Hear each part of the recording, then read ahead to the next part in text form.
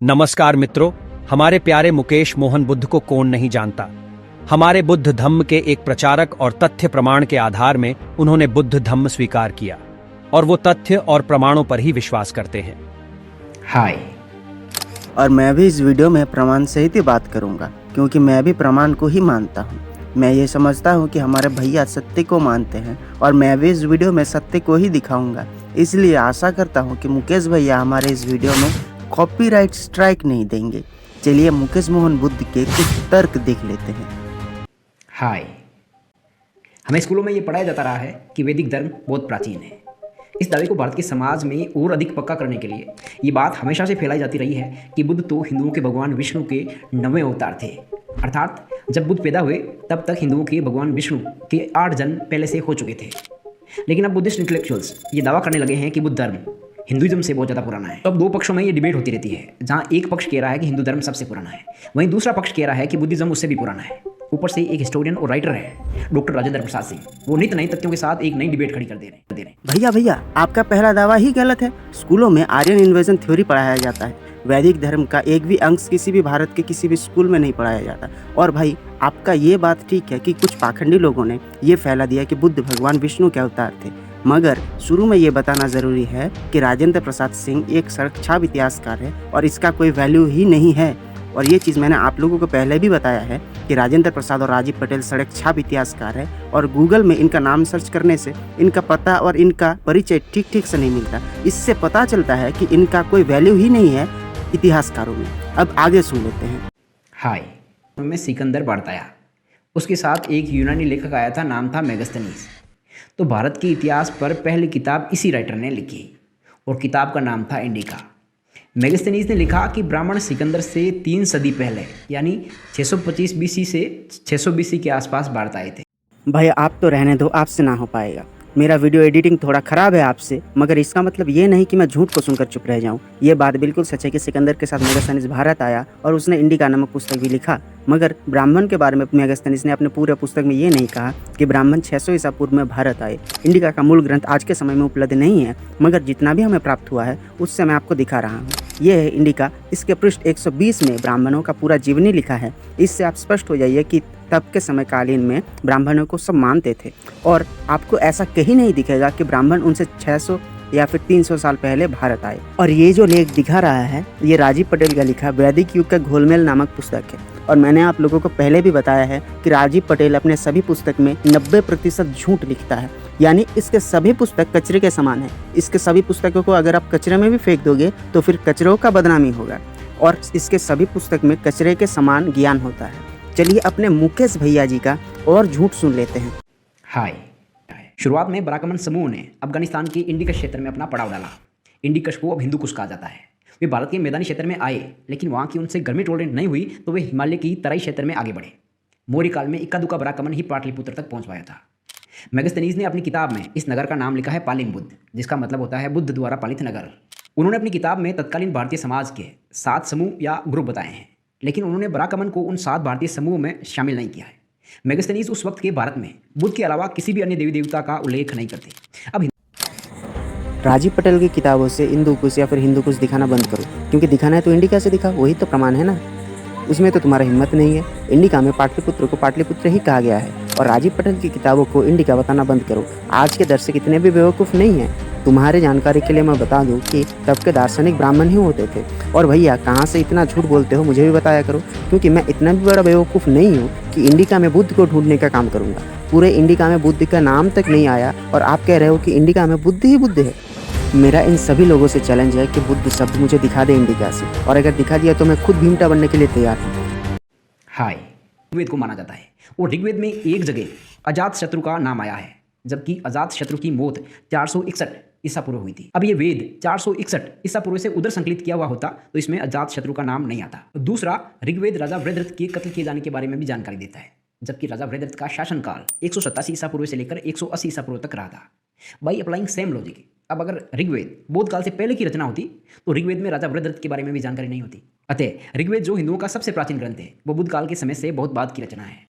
और मेरे प्यारे भाई ने उस मंत्र का गलत अनुवाद देख लिया। ऋग्वेद में अजात शत्रु का मतलब है जिसका शत्रु उत्पन्न नहीं हुआ है, और पूरा मंत्र तो देवराज इंद्र को समर्पित है। और दूसरा मंत्र में बृहद रथ का मतलब है बृहद रथ, यानी बड़े रथ के बारे में बात किया जा रहा है, न कि बृहद रथ राजा के बारे में बात किया जा रहा है। और इस मंत्र का मतलब है कि जिस पुत्र ने बृहद रथ से यानी बड़े रथ से मेरे दासियों को मारा उसको मैं नष्ट कर दूंगा। और हिंदुओं का क्या लगा रखा है? तुम हिंदू नहीं हो क्या? अगर तुमने संविधान अच्छे से पढ़ा नहीं है तो फिर मैं तुमको पढ़ा देता हूँ। संविधान का आर्टिकल 25(2)(b पढ़ो। लिखा है कि इस देश के हिंदू, सिख, जैन और बुद्ध सब हिंदू ही है। और अगर तुम बुद्ध हो तो तुम भी हिंदू हो संवैधानिक रूप से। तो हमें ये ज्ञान देने से पहले संविधान तुम अच्छे से पढ़ लो। चलिए आगे बढ़ते हैं। हाय। बुद्ध बनने से पहले सिद्धार्थ ज्ञान की तलाश में 6 साल तक भटके। कई गुरुओं के पास वो गए, मगर किसी ने भी उनको वेद पढ़ने या यज्ञ करने की शिक्षा नहीं दी। अगर उस समय तक ब्राह्मण धर्म भारत में फैल चुका होता तो सिद्धार्थ को एकाध गुरु तो जरूर मिलता जो वेद की शिक्षा देता या फिर यज्ञ करने की शिक्षा देता। भाई कितने झूठ बोलोगे, उस समय सभी ब्राह्मण को मानते थे और सभी वैदिक धर्मी थे। प्रमाण के लिए आप बुद्ध चरितम को ही ले लीजिए। उसमें लिखा है कि बुद्ध जब पैदा हुए थे उसके बाद उन्हें ब्राह्मण ही आशीर्वाद करने आए थे। और डॉक्टर अम्बेडकर का लिखा बुद्ध एंड इज धम्मा पुस्तक का क्रिटिकल एडिशन है जो कि ऑक्सफोर्ड यूनिवर्सिटी प्रेस से पब्लिश हुआ था। उसमें लिखा है कि महात्मा जी ने जब सपना देखा उसके बाद शुद्धोधन ने 8 ब्राह्मणों को बुलाया जिनका नाम आप यहाँ पे देख सकते हैं। इससे स्पष्ट है कि तब के समय में ब्राह्मण को सब मानते थे। और मैंने ठीक से सुना नहीं, सेन साम्राज्य के बारे में बात हो रहा है क्या? हाय। सेन साम्राज्य के जितने भी नगरों की खुदाई हुई है वहाँ से बुद्ध स्तूप मिले हैं। ठीक है, तो सेन साम्राज्य के बारे में बात हो रहा है, मगर मैं आपको हकीकत बता दूं कि सेन साम्राज्य का प्रतिष्ठा 11 से 12 शताब्दी के बीच में हुआ था। और ये साम्राज्य बंगाल में था और सभी राजा हिंदू थे। और हमें एक अभिलेख भी प्राप्त होता है सेन साम्राज्य का जो कि संस्कृत का है। और मज़े की बात यह है कि ये साम्राज्य ना ही कभी कोई स्तूप बनाया और ना ही कभी पुरातात्विक विभाग को इस सेन साम्राज्य का एक भी स्तूप मिला। मतलब कि हमारे भैया जी झूठ बोल रहे हैं। हाय।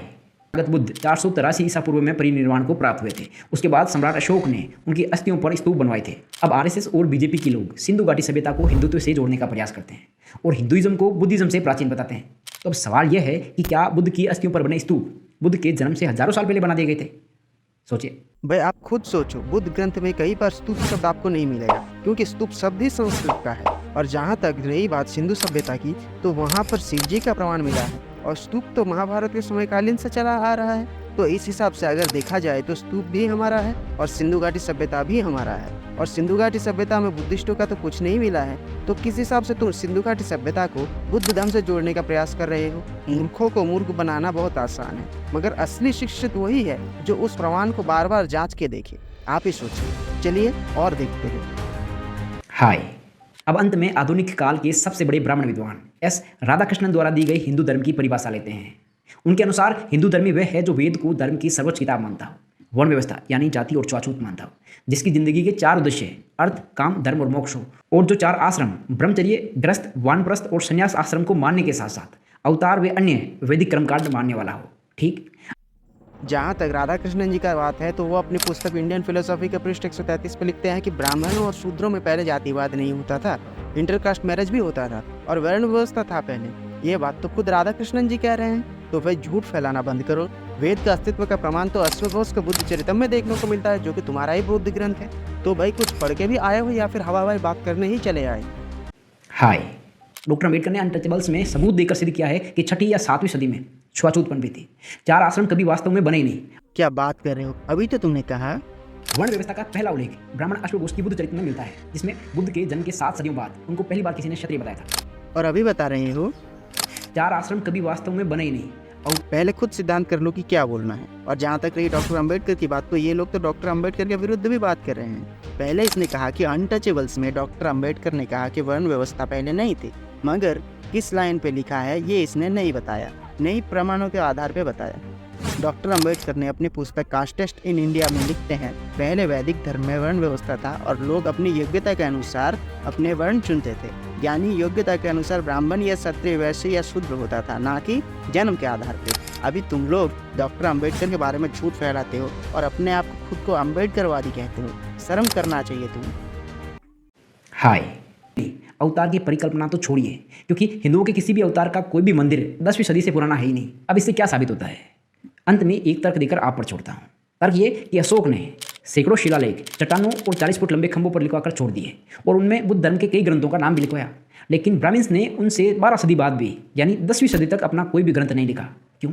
आप सोच अब भाई तुम हमसे पंगा मत लो। अशोक से भी पूर्व में अनेकों मंदिर मौजूद है, जैसे कि ये मंदिर अशोक से भी पूर्व का है। पास में रेफरेंस दिया हुआ है, आप देख सकते हैं। और इतना झूठ कहाँ से लाते हो कि 10वीं सदी से पहले का एक भी मंदिर मौजूद नहीं?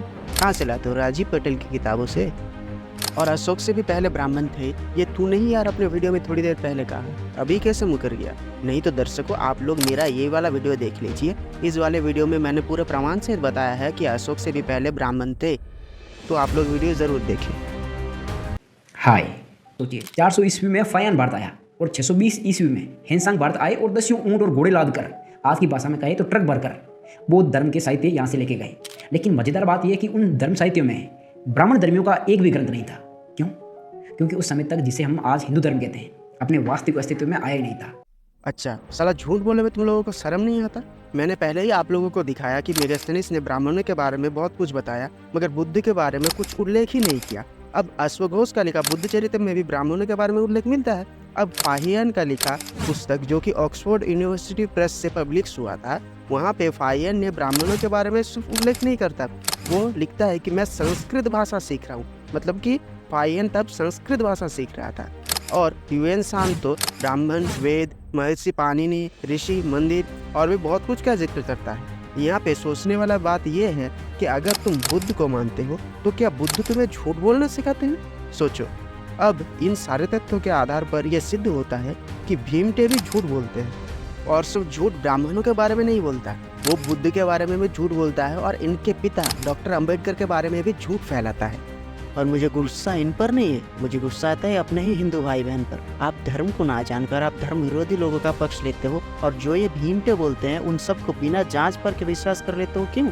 वैदिक धर्म तो ये शिक्षा नहीं देता कि आप बिना किसी चीज़ को ना परखे ना जांच किए उसको मान लो, बल्कि वैदिक धर्म तो ये सिखाता है कि सारी बातों को तर्क और तथ्य के आधार पर ही मानो।